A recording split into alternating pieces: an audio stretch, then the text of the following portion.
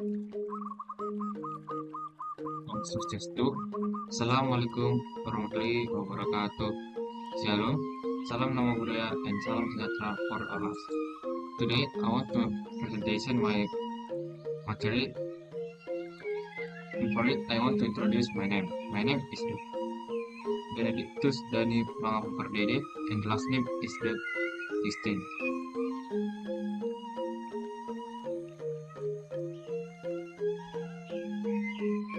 Okay.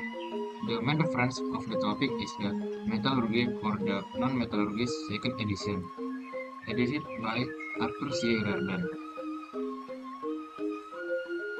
The content is first the mechanical properties, and the second is turning mechanism. Okay. Mechanical properties. In the conventional engineering stress strain curve is constructed from the load elongation measurements made on the tensile test specimen. Fig 3 degrees 1 standard tensile test specimen used to measure the mechanical properties of metallic materials. Plasticity, the point at which plastic deformation or yielding is observed to begin, depends on the sensitivity of the strain measurements. With most materials, there is a gradual transition from elastic to plastic behavior, and the point at which plastic deformation begins is difficult to define with precision. In the test of material under unshaded loading, three criteria for the initiation of yielding have been used: the elastic limit, the proportional limit, and the yield strength. Fig 3 degrees 3, general comparison of engineering strength curve of various steels at room temperature and the gray cast iron at different class string level.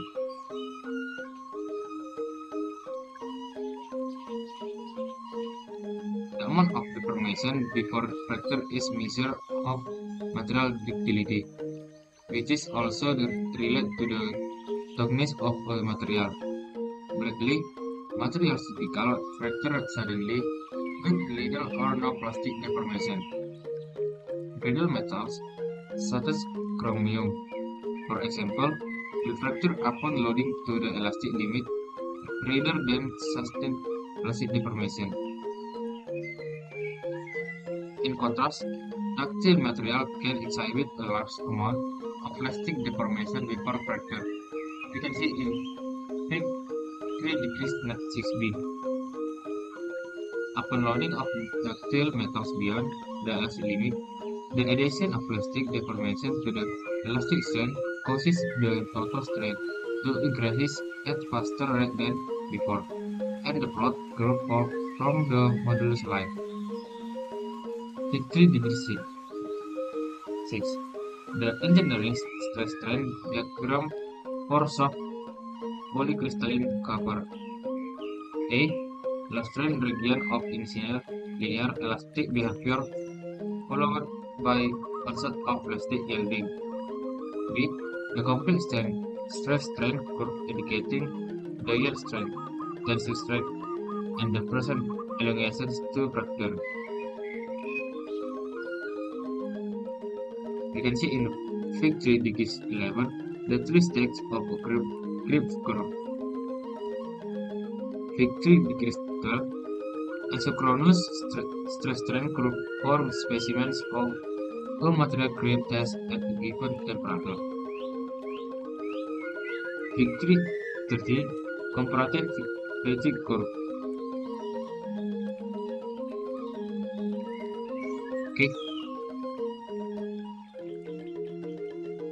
In the topic number 2, strengthening mechanism. The first, solid solution strengthening. Fig 3 degrees 15 lattice distortion causes by solid addition. The first you can see small substantial atom, and the second is the interstitial atom, and the third is large substantial atom. The 3 degrees system effect of the yielding elements on yield strength of copper.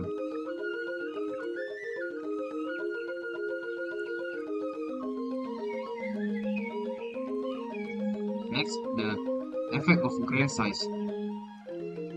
With 3 degrees thinking, the atomic size of selected elements for versus iron, with iron excellent and between diameter value of 1 degrees not 0. Element with 50% of its size 0 degrees 18 until to 1 degrees 15 have a favorable size factor for one substantial solubility in a solid solution of it. Those with a diameter ratio less than 0 degrees 59 have a high probability for inertial alloying with it. Weakening of grain boundaries. Exceptions occur when environmental factor causes a weakening of the grain boundaries. High temperatures, for example, can have a much greater effect on the weakening of grain boundaries than on the more regular array of atoms contained within the crystalline grains. As not, when the temperature increases, there is a bonnet. Next, liquid working.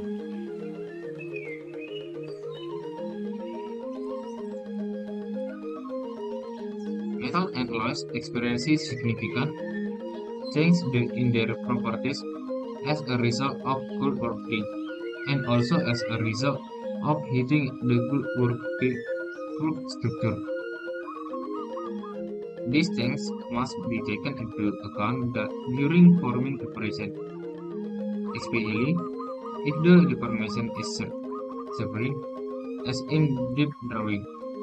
For example, as a metal is deformed by cold working, the strength increases and the ductility decreases. Eventually, a point is reached where it is necessary to anneal the pitches to allow further forming operation without the risk of reducing cracks. In addition, some metals are strengthened primarily by cold working. In this case, it is important that the metal not soften appreciably when placed in service. You can see in the 3 degrees 90 effect of grain size on the yield strength, in A of a metal embers, and B for different crystal structures. Next, strength hardening of completely pure aluminum. Cold working is an effective way of strengthening pure metal, which tend to be much softer and ductile than alloys. For example, woodworking and annealing is typical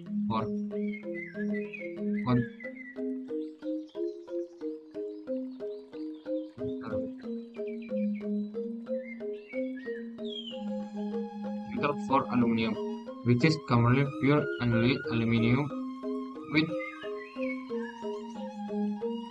99 degrees 6% aluminum and some impurities, or such as silicon, iron, vanadium, and titanium. 50 degrees 25. The effect of plastic deformation by rolling at the 25 degrees Celsius or 70 Fahrenheit on hardness of pure copper and 2 bars Cu2Gn solid solution alloys.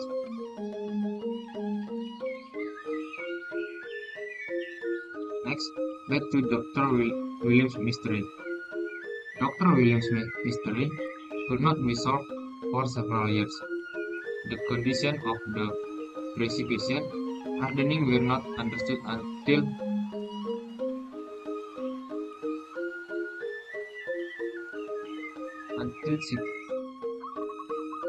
1919, when the theory and practice of precipitation hardening in alloys were published by America and his colleagues in the U.S. National Bureau of Standards. This opened an era of the phase diagram and alloy development and the commercial application of many egg hardening alloys. In addition, the chance of coherent precipitation are so small that they cannot be resolved in optional or like microscopies. You can see with 3 degree 26 coherent left and non-coherent in the right represent A and B a coherent or continuous structure from when any precipitation is very small. C and D coherency is lost after the particle reaches a certain size and forms its own crystal structure. Then a real grain develops and separate lattice trees this grain. Next, other important thickening mechanism. Big 3 degrees 32 serve the attention of a beneficial strengthening of effect at higher temperatures offered by an ODS aluminum alloy with respect to both pure aluminum and a precipitation hardening ELMGXE system. In this figure, although the precipitation hardening system exhibits a similar furnace at low temperature when the particle purely dissolved. The primary strengthening mechanism is lost, resulting in a significant reduction in hardness. In contrast, the ODS alloy remains stronger at elevated temperature. Hardening due to the formation of martensite. Martensite is a non-equilibrium phase possessing a body center tetragonal or BCT crystal structure that forms during very rapid change in the temperature. In general, martensitic transformation can occur in many types of metallic and non-metallic crystal, mineral, and compounds just so long as the cooling or heating rate is sufficiently rapid. The 3 degrees 32 effect of dispersion on the hardness of an oxy-dispersion strengthened or ODS material as a function of temperature as compared to pure aluminum and aluminum alloy. Okay, this is my presentation. Thank you for look my video. Thank you.